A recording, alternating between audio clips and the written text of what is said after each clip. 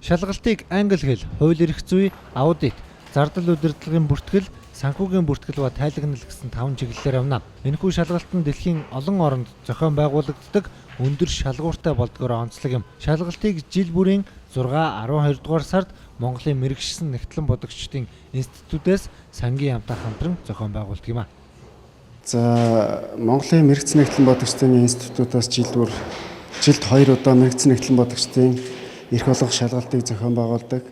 2015 оны эхний мэргэцэн нэгтлэн бодогчдын эрх олгох шалгалт Улаанбаатар хотод өнөөдөр амжилттай эхэллээ. Шалгалтанд 1000 гаруй нэгтлэн бодогч хамрагдж байна.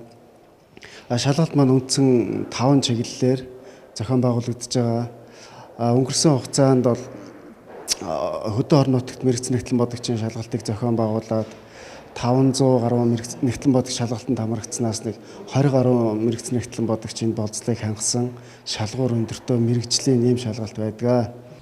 Энэ удаагийн шалгалтыг шинжилсэн журмын дагуу авна. Англи хэл, аудит, хууль эрх зүйн шалгалтыг 5 цагийн хугацаатай, зардал удирдлагын бүртгэл, санхүүгийн бүртгэлийн шалгалтуудыг 4 цагийн турш авч явахаар болжээ. Үнэлгээний хувьд тус бүр 75 оноотой байх юм. Шалгалтын материалыг автомат машинаар засаж онлайнаар шалгалтын хариуг мэдэгдэх нэ. Шалгалт энэ сарын 13-ны хүртэл үргэлжилнэ.